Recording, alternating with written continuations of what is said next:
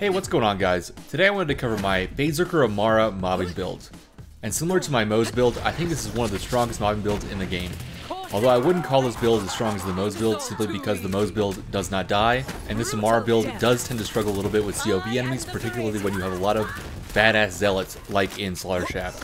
Although because this build scales with the number of enemies you have, like the more enemies you have, the more damage it does, it can deal with the zealots quite well if they have multiple other mobs around them. So if you phase grip just one enemy alone, it's going to take a lot less damage than if you phase grip an entire group of enemies together. And the reason for that is Ties That Bind. Now, this is going to be the signature skill of this build. It's, in my opinion, Amara's best skill, and certainly the best one to use with Phase Grasp. So the way that Ties That Bind works is it's just like a normal Phase Grasp, although every enemy around the enemy that you grasped gets linked, and all linked targets share 35% of damage dealt to them to all other linked targets. This link will deal damage according to whatever Amara's current action skill's damage type is. So with this build, we'll have access to either Shock or Incendiary. The more targets you have linked, the more damage is shared between all of them. So dealing damage equally or evenly as possible to all the targets is the best way to maximize your DPS with Ties That Bind. However, if the primary target dies before the secondary targets, the links will disappear. So you want to kill all the targets while the links are still up. This means that having higher burst damage is best for this build, because hopefully you'll be able to kill all the targets at roughly the same time, and then clean up whatever might be left over. And I'll talk about that a little bit more when I talk about what weapons I like using. But first let's look at the skill tree, because understanding the skills is important to understanding how this build does damage and how to build it effectively. And I'm not going to only talk about the skills that I'm currently using, because I think that it's important to understand how the other abilities work, and why I'm not picking them up currently with this build. So let's start with the most important tree, the blue tree. You're picking up skills in the blue tree that build around rush stacks. Now you might ask, what are rush stacks? Rush stacks are a passive stacking bonus unique to Amara. If you spec into Do Harm or Violent Tapestry, you'll automatically have access to 10 rush stacks. You can gain rush stacks 4 different ways. With Do Harm, killing an enemy grants Amara a stack of rush. Violent Tapestry, causing a status effect, gives Amara a stack of rush. And also on the skill tree, Avatar, which refunds half of your rush stacks whenever you kill an enemy affected by your action skill. The capstone here, Avatar, also gives you 10 bonus rush stacks, making your maximum 20. Now the fourth way to get rush stacks, and honestly the best way, is with the Phasezerker class mod. This class mod, like Avatar, gives you an additional 5 rush stacks for a maximum of 25. This is the most rush stacks you can have. And honestly, this is Amara's best class mod, because on action skill use, she gains her maximum rush stack count. So in this case, if we have effect into all the rush stack abilities, we'll have 25 rush stacks every time we use our action skill. This also causes our rush stacks to decay over time, but honestly, I wouldn't worry about this. It's very slow, and you're going to be building them up so quickly anyways, it doesn't really matter. The other important bit here is that this class mod will give us 3% weapon damage and 10% action skill cooldown rate per rush stack. This means that we have 75% weapon damage and 250% action skill cooldown rate whenever we're at max rush stacks, which is going to happen a lot because every time we cast our ability, we'll be at max. And I'll come back to Avatar in a second because it's important to understand how it actually works. But first let's talk about Do Harm and Violent Tapestry. Violent Tapestry is pretty good because it gives you extra status effect chance depending on how many rush stacks you consume. So every time we activate our ability, we consume all of our rush stacks, we also gain them back. And that's because of our class mod, remember, it gives us our max rush stacks every time we activate our action skill. So every time we activate our action skill with Violent Tapestry, it'll consume all current rush stacks and it'll give us 3.9% status chance per rush stack consumed. So assuming that we have 25 rush stacks when this is activated, we will get 97% extra status chance. This bonus, as well as Do Harm's bonus, can also be stacked up to 99 for a total of 389% extra status chance. Maintaining 99 stacks is not really realistic, but it is important to know what the upper limit of the ability is. Now, Do Harm on the other hand will increase our action skill damage per stack. This is very, very important with Ties That Bind because this action skill damage will actually increase our link damage. This means that our link damage can potentially surpass our initial hit damage. So the linked targets will actually take more damage than the primary target. And this is especially the case if you're using something like Incendiary damage versus health or Shock damage versus shields. Again, this can be stacked up to 99 stacks for a total of 584% increased action skill damage. Now, I'm not sure how the formula works here. I do know that this increases the damage dealt to secondary targets. I'm just not entirely sure the exact formula. All I can tell you is that the Do Harm is really, really good, and you should be maxing this out. Now at this point you might be asking me, how are we getting to 99 rush stacks? The way we do this is by using Phase Grasp and not targeting anything. If you don't target an enemy with Phase Grasp, it refunds the skill to you, and it also counts as you activating the skill. This means that you spend your rush stacks as well as get the bonus from Do Harm and Violent Tapestry, which can be stacked up to 99. Overall, it's not really important to maintain 99 stacks, I just want to show that it's possible and how to do it. Because if you're not currently attacking an enemy, then you should be using Phase Grasp on nothing. That way you build up stacks in between doing damage to the enemies. But if for whatever reason you're able to maintain 99 stacks, you can sometimes do millions of damage to the enemies. Although that's usually in very, very niche circumstances, I just wanted to show an example to show how silly it can be. Next up we have Transcend, which just gives us extra crit damage. The accuracy is kind of nice, but the crit damage is really what we're here for.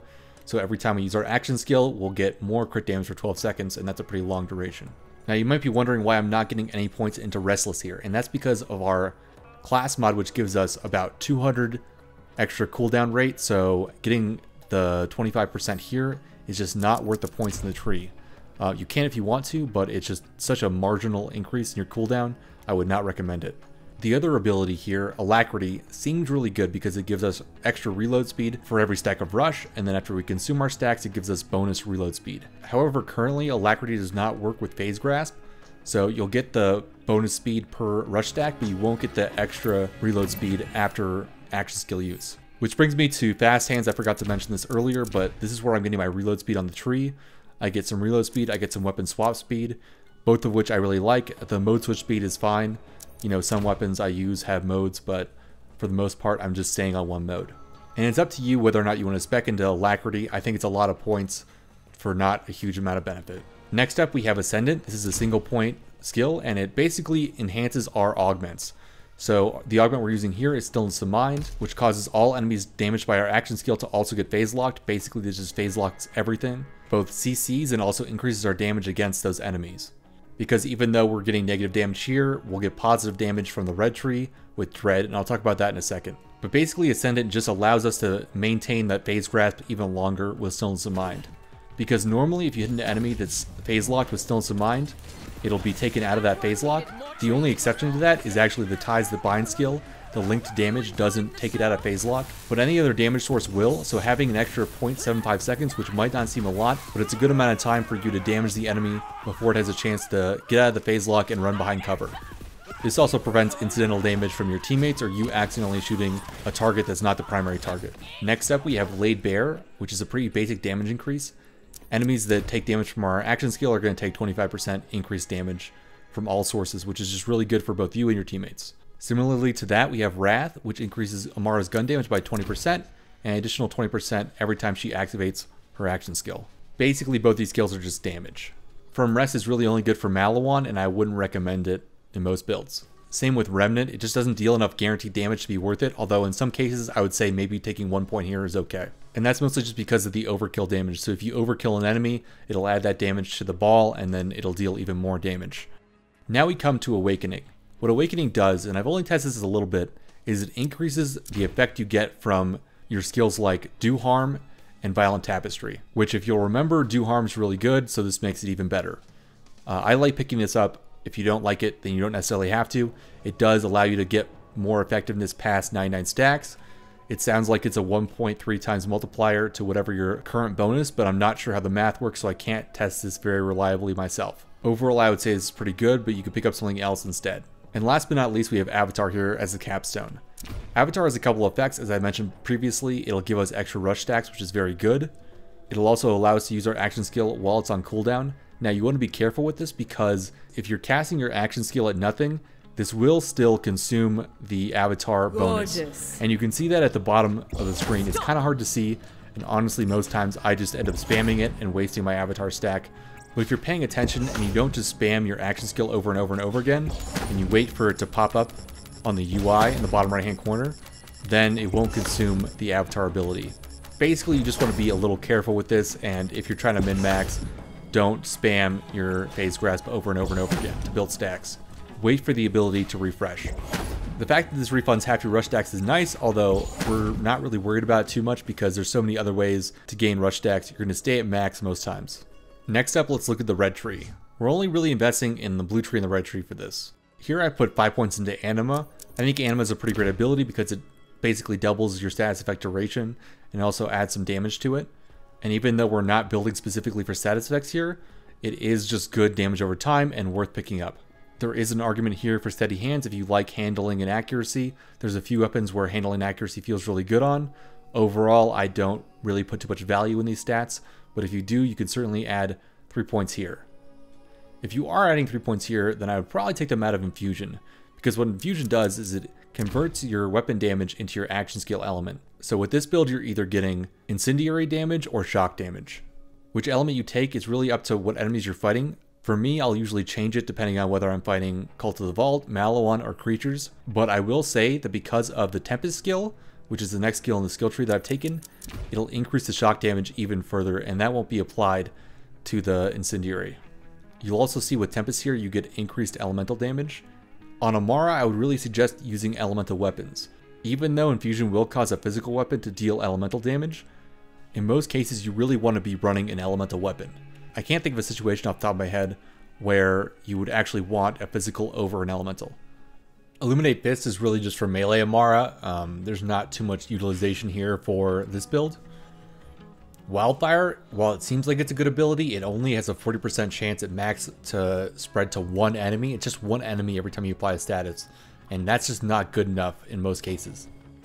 Dread is a really good ability with 2 parts. The first part is whenever you grasp an enemy, you get increased gun damage, and the second part is whenever any player kills a grasp enemy, so that's you or your teammates, their guns are instantly reloaded, which is just overall more DPS. So like you can kill an enemy while it's grasped and then move on to the next enemy and continue to kill them. The one thing I will say about this is it looks like it doesn't currently work with Stillness of Mind and only on the main grasped target. Deepwell increases the magazine size for any elemental weapon you have, and all your weapons should be elemental, so this is just 20% increased magazine size, which is very good. Catharsis as an ability is not worth picking up. The explosion radius is very small, and the damage isn't really there. This seems like an ability with some potential, I just don't know how to make it work currently. Indiscriminate, on the other hand, is one of Amara's best abilities. What this does is it causes you to have a chance to ricochet your shots to other enemies. If those enemies aren't grasped, you only have a 30% chance for the ricochet to occur, and the damage is halved. However, if the enemies are grasped, then the ricochet has a 60% chance, and it only loses 1/4 of the damage. This is even better with Ties That Bind, because the ricochets will also deal damage to all the grasped targets. So you're essentially giving more damage to Ties That Bind by ricocheting your pellets from the main target to the secondary targets. And if you get lucky, it's very noticeable because everything will just die in one burst. And last but not least here, we have Sustainment. Sustainment's very good because it gives you lifesteal. It's your only real source of survivability that I've taken here. I'm mostly relying on my phase grasps to crowd control enemies, and then that'll give me survivability by default. But if you ever do take health damage, then Sustainment's very good. And this also makes health better. So if you get like a health roll on your shield or class mod, the more base health you have, the more value Life Leech actually gets. And again, because this is elemental damage, having elemental damage weapons is good. Lastly, I have one point here in Conflux, just because of my class mod. I view Conflux very similarly to Wildfire, where I just don't think it procs often enough to be useful. There is like some potential with it, but I don't think you're going to have enough points with this build specifically, and any extra points you do have, you want to be putting into Sustainment for extra lifesteal. But that covers it for the tree. Again, we're using Ties That Bind with our Stillness of Mind Augment, and you can either run Soulfire for incendiary damage or remove Soulfire and run the shock damage. Hopefully that makes sense. I know a couple of the abilities are a little complicated or unintuitive at least. So if you have any questions, please leave a comment below and I'll do my best to answer. Now let's move on to the gear. For weapons, I like high projectile, fast firing weapons. So here I have the Nighthawken, Brainstormer, Lyuda, and the Crossroads. You can really use whatever you want, but these are the ones that I found most effective in my own gameplay. You know, play around with it, see what you like, see what you don't like. The one thing I will say is that I like having a Flacker in my loadout. Unfortunately, the Flacker is not actually good against targets that are phase grasped. I think it's just something to do with how the hitboxes interact. The Flacker doesn't hit them very well, but I use it while I'm downed to get back up with the second wind. The Crossroads and the Nighthawken are my go-tos. The SMGs are just really strong for the phase gripped enemies, and the fact that these two are burst is really ideal for how you want to deal damage with phase grip. If you play Borderlands before, or you've been paying attention for Borderlands 3, the Lyuda is just a great weapon in general. It's fast firing, it fires through projectiles, It does a lot of damage. It's just really, really good, and I usually have one Lyuda in at least every loadout just because it's so strong. Again, you want elemental weapons if you can get them, but you can use non-elementals until you get the elemental variants if you need to. As for the shield, I prefer just like a transformer or a stopgap. You can use whatever you want, but I prefer something that's tanky, and transformer is one of the best ones in the game because it'll make you immune to shock damage, which is just generically really, really good. For my grenade, I like either a Hex or an It's Piss. I like It's Piss because it'll debuff the primary target, and then you can deal more damage to that target, which means you're dealing more damage to the secondary targets. You can really use whatever you want here again. That's just what I like. I like the Hex for like crowd control if you're going to be freezing the enemies and stuff like that. As for the class mod, we already talked about it, but a Phasezerker class mod, I wouldn't worry too much about the skill bonuses. I haven't seen one that's really that amazing. Here we have Conflux, 1 point in the green skill that gives you health regen after action skill, and 1 point in Anima. Not the best abilities, but the class mod itself is just really, really good. I also have max health and weapon reload speed on this, which I like. Honestly, I would really like to have something like SMG damage on this because I'm using SMG so much, weapon damage. I like the reload speed because that actually increases my overall DPS by allowing me to have more uptime on my weapons, but it's up to you. And again, the max health is just nice for the life leech. The artifact I'm running here is a Elemental Projector Victory Rush. I like Victory Rush as an artifact because it gives you extra damage and move speed when you kill a badass enemy, and in most circumstances you're going to be killing badasses a lot. And because this has a 60-second duration, you should have 100% uptime on Victory Rush. The Elemental Projector part of this artifact I like because if you're affected by a status, then it'll boost your damage to that status. I don't actively seek this, but it is a nice little boost to DPS if you get a proc, especially because since with Amara, you're usually covering multiple different statuses. I also don't hate running Electric Banjo here, which can give you a little bit of electricity damage if you're not spec'd into that on your skill tree. Like if you're going Incendiary and you want to shock the enemies, then you can run Banjo for that. Again, with this slot, as with the other slots, it's really up to you. I would play around with different things. Other than the class mod, you're not really locked into too much here. This is just what I think is good and what I enjoy using. If you're wondering about anointments, I would just go for generic damage anointments. Amara's best anointments are for Phase Slam and Phase Cast. Phase Grasp doesn't really have that many that are uniquely good to it, but just getting like generic weapon damage on action skill end, or like the next 2 mags have 50% extra elemental damage are good rolls for any weapon that is good for this. Anyways, I know that was kind of long. The build's kind of technical in terms of how it works, so hopefully I explained it well. If I didn't, let me know. If you have any questions, I'll do my best to answer them. And if you found the video helpful, I'd really appreciate if you leave a like and subscribe for future content. I will link a full Slaughter Shaft run in the description below the video, in case you want to watch that and see how the build works in action, because I know this is more commentary heavy and less gameplay. So if you do want to see gameplay, I'll link it in the description. Hope you all have a good one, and I'll see you later.